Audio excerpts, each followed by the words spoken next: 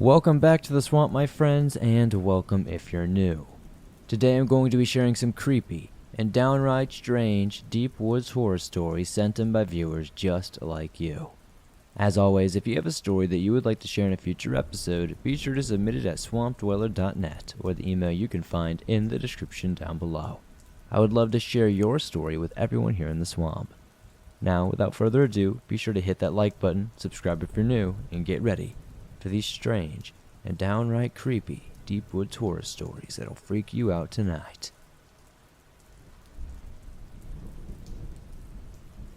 Today's episode is sponsored by GhostBed. As you know, on this podcast, we love talking about the things that we adore, the things that we support, the things that we really enjoy here in the swamp. And one of those things that we really enjoy in this swamp is great sleep. We really love the folks at GhostBed because they provide us with great sleep. It's a family-owned company with over 20 years of experience. GhostBed knows a thing or two about crafting the perfect mattress. They use only the most durable, supportive, and long-lasting materials so you can trust that your bed will be provided with years of excellent service. What sets GhostBed apart is their signature and patented cooling technology. Say goodbye to those restless, sweaty nights. Every mattress keeps you cool and comfortable so you can sleep like a dream. When you purchase a GhostBed mattress, your comfort is guaranteed. With their 101 night sleep trial, you can try it risk-free and experience the difference for yourself. Plus, they offer free shipping and most items ship within 24 hours. So, what are you waiting for? Join me and many others in the swamp today. Visit ghostbed.com/swamped to save 50% off site-wide. Again, visit ghostbed.com/swamped to get 50% off site-wide. GhostBed offers high-quality mattresses at a fantastic price. Their number one seller is the GhostBed Luxe, designed with premium memory foam and cutting-edge cooling technology that reacts and adjusts to your body heat as you sleep. Or if you prefer a more hybrid feel with both foam and coils, check out the GhostBed Flex Hybrid for the perfect blend of comfort and support. And if you need any assistance along the way, GhostBed has a team of dedicated sleep experts ready to help you find the perfect mattress. They'll guide you through the options and ensure you make the best choice for your needs. Ready for a more comfortable way of sleeping? Well, visit ghostbed.com/swamped. And because we're all about sharing the love here on the Dark Swamp, be sure to use the code SWAMPED to save 50% off your purchase site-wide. That's right, 50%.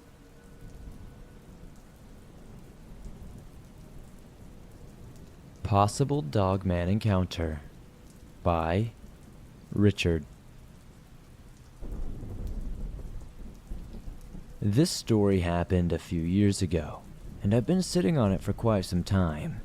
I live in Ottawa, Lake Michigan. I moved into the house sometime around 2015 after my grandmother passed away. It's a decent-sized, single-story ranch that sits on an acre of land, and on two sides of the house, the front and back, are large patches of woods that take up 40 acres or more. These woods have dark secrets, including a time when a local murder occurred back in the 70s, but that will be for another story. This area has been quite overdeveloped in the last few years, but the woods have never been touched. However, there is now talk of them being cleared for houses, so I decided to share this story before it's lost forever. Now, it's essential to know the layout of this house. It is 3 bedrooms and 3 bathrooms, and the bedroom I sleep in, my grandmother's old room, is on the east side of the house facing the woods. It has 2 windows facing the woods and 1 on the back. For some odd reason, the east side of the house is very, very close to the woods, but I'm still trying to figure out why. Anyway, it was a warm summer evening, about 6:45 p.m., and the sun was just starting to set. I just arrived home and pulled up the long driveway into the garage. I parked, shut the garage door behind me, and went into the small door that goes into the den. That's when I noticed something was off. I usually could hear the well pump in the crawl space beneath me running or the boiler clicking on and off, but there was nothing. It was dead quiet, and the air felt thick. I turned the lights on and couldn't figure out why it was so peaceful there. It's also important to note that you'd usually hear many motorcycles going by or Cessna planes, since there was a small airport just up the road, but there was no sound at all. I sat down to watch TV and eat dinner, and noticed the TV was unbelievably quiet. I turned it up to 100, and could still barely hear it.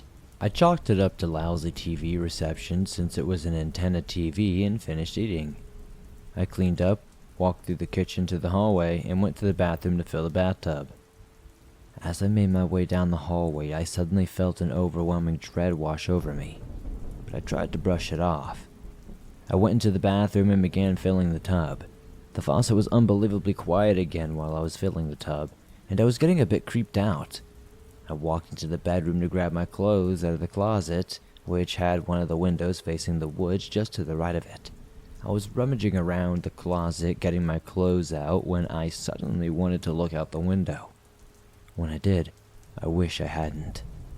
Just as the tree line was as tall, this muscular creature was there. It was 6 feet tall. It was well built with broad shoulders, and it had gold and silver fur. It looked like it had golden eyes as well, and a head resembling a Doberman but slightly more extensive and filled. It had large muscular arms and a massive hand, with tiny claws surprisingly. I could see it clearly, and it looked at me blankly. I noticed it also had very long, thick fur and a long tail. It was similar to one that like an alligator would have. It looked like it was at least 4 feet long and went down to the ground and out a little bit. This creature looked well kept and not very dirty. As I hear in most stories of animals like this, they usually seem kind of dirty and disheveled. Now, since it was summer, I had the bedroom windows open. I listened to the creature snort, turning around and disappearing back into the deep of the woods. Immediately, the quiet went away, and I could suddenly hear everything just fine again, including the tub running in the bathroom. That night, I made sure all the doors and windows were locked and turned on all 6 outside lights, including the old floodlight in the backyard that never got used. I didn't really sleep well that night. I had no idea what that creature was or what it wanted. It strangely didn't make me feel necessarily afraid when I looked at it. I just felt unsure. I have no idea if it wanted to hurt me or not. The following week, I replaced almost all of the outside lights with floodlight cameras and installed an alarm on the house. I now own a shotgun, and for quite some time after that, I never saw it again and almost forgot about it. Until the following summer, which was a warm June summer night. After having some buddies playing pool in the basement, I had just finished cleaning up the house. I just shut the kitchen light off and headed to the bedroom. I got in bed and went to sleep. Now, it's essential to know that this house doesn't have central air, and I had a window unit in the bedroom. And since it was about 90 degrees out that day, I had it turned on. Anyway, I woke up at around 3 a.m. for seemingly no reason. I heard what sounded like scratching from the air conditioner, but figured it was probably the unit making noise. I was about to fall back asleep when suddenly the air conditioner shifted and moved slightly in the window. Immediately, I got my shotgun out from under my bed and pressed the panic button on the alarm system, which was just above the headset that I was sleeping under. It set off an alarm outside the house, and the noises stopped. I stayed in the bedroom until the sheriff arrived, which took about 35 minutes since I lived so far away from the sheriff's department. Eventually, when he arrived, I told him what happened, and he searched the property.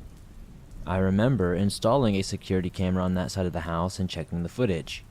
This side of the house didn't have any light, and the night vision on the camera wasn't so great, but when we looked, we did see a big, tall, broad silhouette of some sort of creature moving away from the house back towards the woods. The sheriff thought it might be a bear, but we don't have bears around here. We do have coyotes and a few stray mountain lions, but nothing this large. The sheriff left, and I went back to sleep. The following day, I looked all around the house. I couldn't find a single track, nothing. It was like this thing had never even existed. What I did notice, though, is towards the beginning of the woods, the trees looked like they had massive gouges in them, like something with massive hands was ripping into them. I've checked my cameras every single day since then, and I haven't caught anything. I do occasionally hear sounds around my house, but I have yet to see it again. I don't know what the heck this creature is that's living in the woods near my house, but I hope I don't have to find out.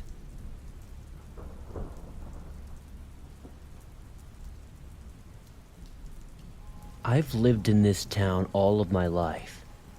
I know all the weird traditions that come with living in a place as remote as mine, but nothing explains what's happened at our deer park. I used to come out here most evenings during the pandemic, park up by the base of the hill overlooking the sanctuary and just immerse myself in nature. I was always mindful of the distance I had to keep from the deer, particularly during mating season, and it wasn't like the deer didn't know what a car was.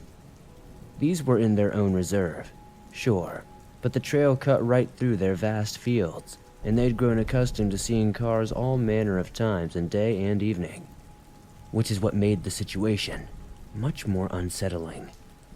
Starting last week, a sign was put up on the entrance gate to the park. Impossible to miss as the cars slowed and the tires rolled over the metal grates. With it being the late hours and very few cars on the road, I decided to stop and read it in full. A polite notice to our valued visitors entering the Oboro Nature Reserve.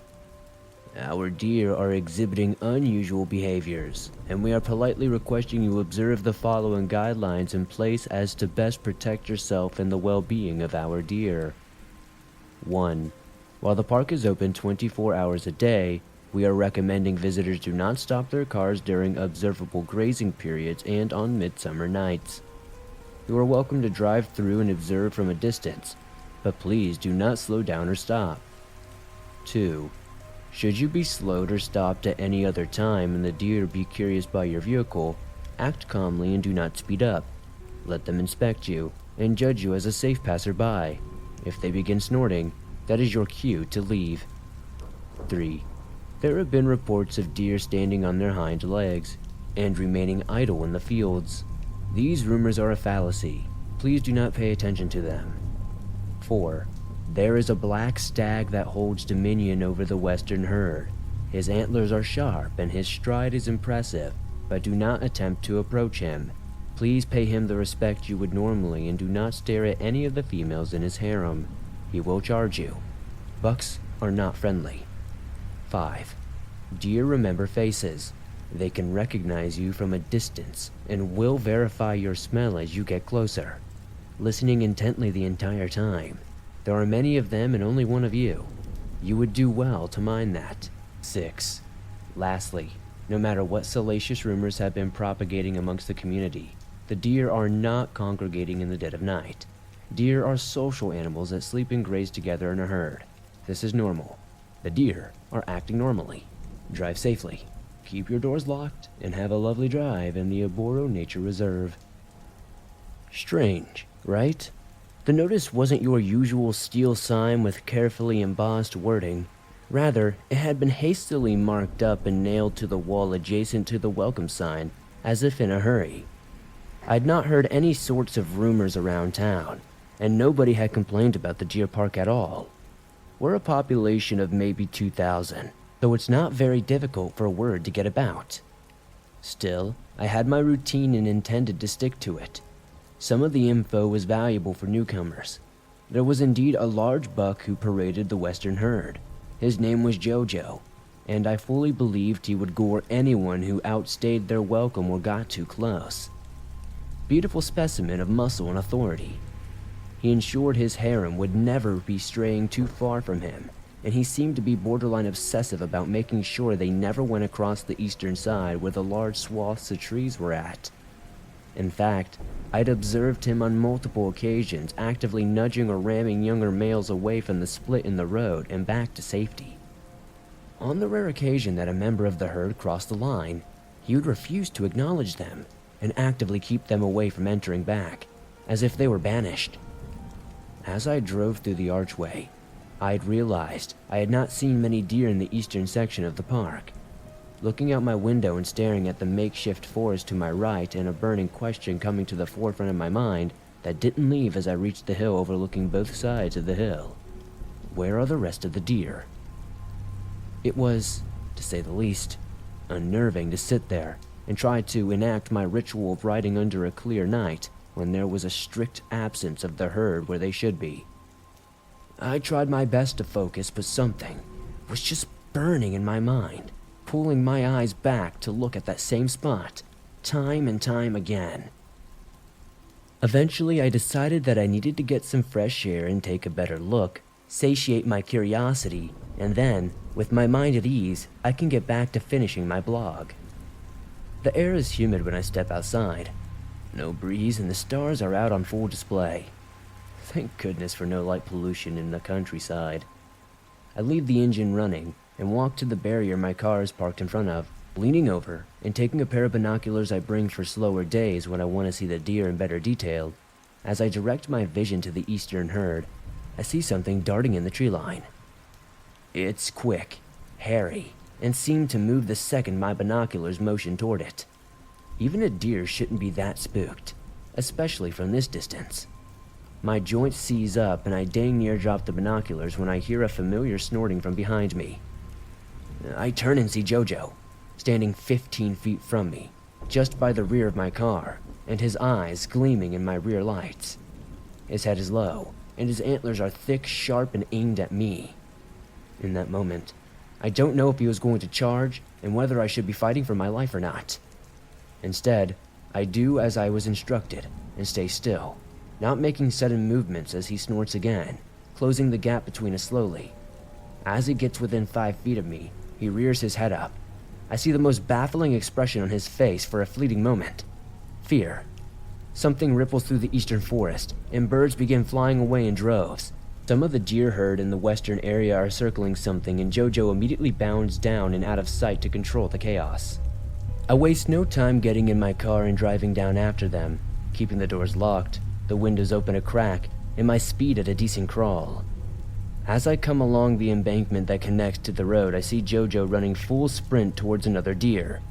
He knocks the rival over and contorts the body as it skids across the grass and falls into the trail just ahead of my car. I know I'm not supposed to, but I stop the car and wait. In a choice between breaking the rules and breaking my car, I choose the former any day.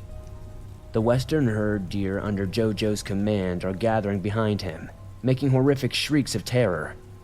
Jojo strides up and bows his head again in front of the still contorted deer, antlers on full display and dripping with black blood.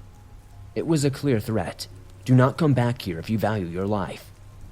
I started wondering how I'd safely get this deer out of the way, or if I could mount the grass on the other side and go around it, when I saw something horrific unfold in front of my eyes. The body twisted itself around, and the limbs snapped to reset themselves. The head still cracked at an ugly angle, bones sticking out of the sides as it got into its shaking legs. Then it screamed. It sounded as if its lungs were filled with blood, a horrible muted cry of anguish that backed up every other deer but Jojo. I don't know what was keeping this thing standing, but it let its head flop lazily around as it carefully backed away onto the eastern side of the reserve before bounding into the tree line, as if nothing were wrong. My rational mind chalked it up to the adrenaline and instinct to survive, but it was impossible to shake the feeling that something was entirely wrong.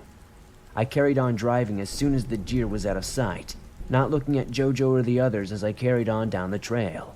For the remaining few minutes, I felt unseen eyes staring intently at me until I crossed the threshold and back into civilization. I'd never been more grateful to see other humans. Or my bed. Something about the whole incident just took everything out of me. I was drained of all of my energy. As I slept that night, I dreamt that I was a deer alongside Jojo, frolicking in the herd and grazing peacefully. But as I cast my eyes upward to the sky, a bitter chill on the wind, I saw the moon bathed in an almost purple plume. A strange light cast onto the land and noises rustling from the woods opposite. I don't know how I knew this, but something in me instinctively knew we were not supposed to go there. I saw shapes begin to emerge from the trees, and that same horrible shriek rang out again as I woke up in a sweat.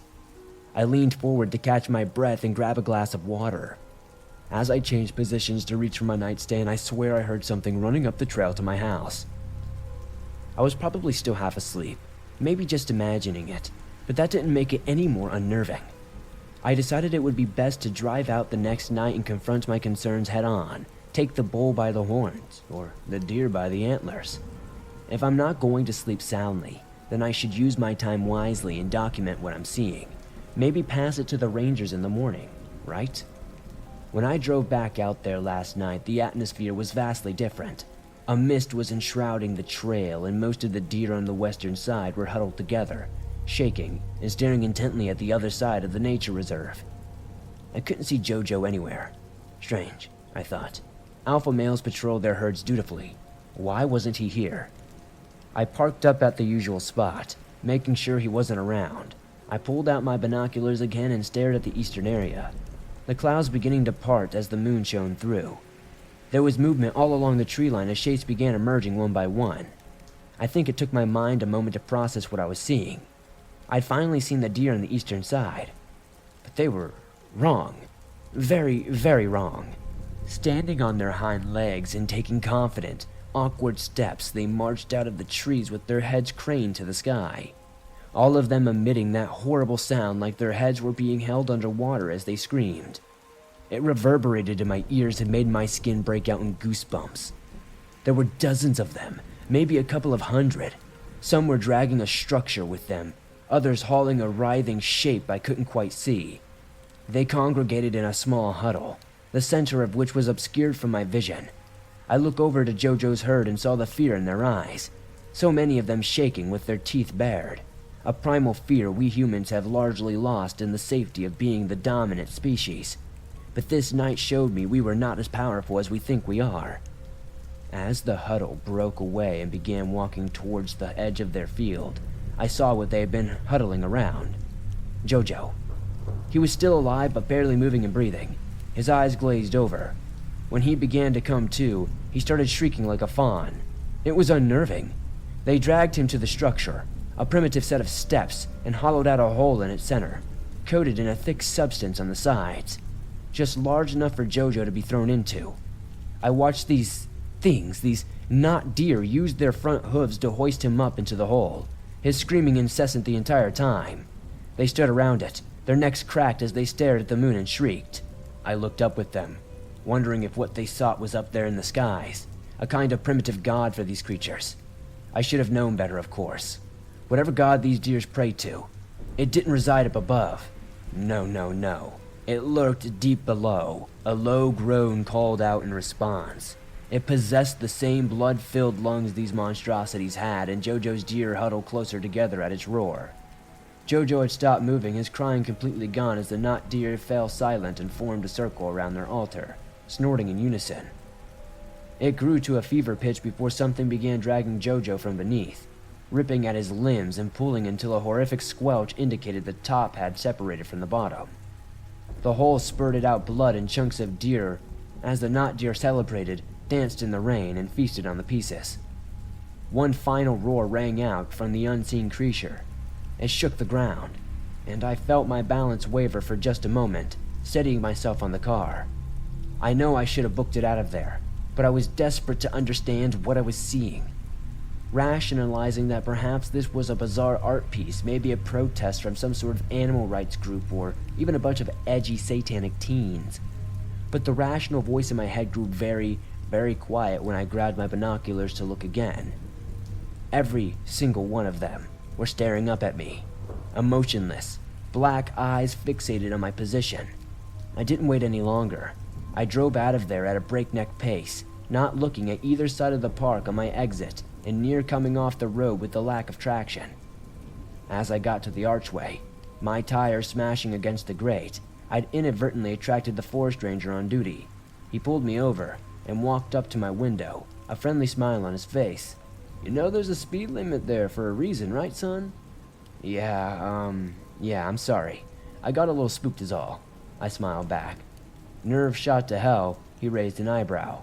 "You didn't break one of the rules now, did you?" "Oh no, I kept to them. It's just, well, Jojo got attacked by the eastern deer, and I don't think he's doing well. It was just a shock to take in. I figured telling a half-truth would be best. Couldn't exactly say what I thought I'd really seen, could I?" "That's so. Well, they make their choices carefully. We don't know much, but we do not want to interfere. This is how it's always been. Animals have strange practices. You get how it is. But so long as you didn't look at them and they didn't look at you, you're fine. Deer remember faces after all. Thanks for visiting. Drive safe. He smiled again and tipped his hat before walking off to his station. My blood ran cold. I couldn't get those words out of my head the entire drive home. But so long as they didn't look at you, you're fine. I've not stepped outside my house since that night. I live in a remote part of the village, and while I enjoy my privacy, it's been a hotbed for strange noises and unsettling emotion. Everywhere I go in my home, I feel like I'm being watched by those same vacant eyes. What happens now? What happens to those they look at? I can't get their eyes out of my head, and I can't sleep. I can't sleep at all. This isn't going to end until I figure out what they want. I wish I had more for you. I wish I could tell you more. I wish I could tell you what the not deer were, what they prayed to, why they sacrificed, what the ranger knew, but there's so many unknowns that it makes my head spin. It's just like being deep in the woods. So many twists and turns, you never know which is the right path and which is the path to death. You never know what danger lurks behind every tree. I don't know what the deer are doing. I don't know what is going on at that park. But if you value your life, you'll stay far, far away from it and whatever monster they're praying to. There's something wrong with the deer on our nature reserve. They started standing up.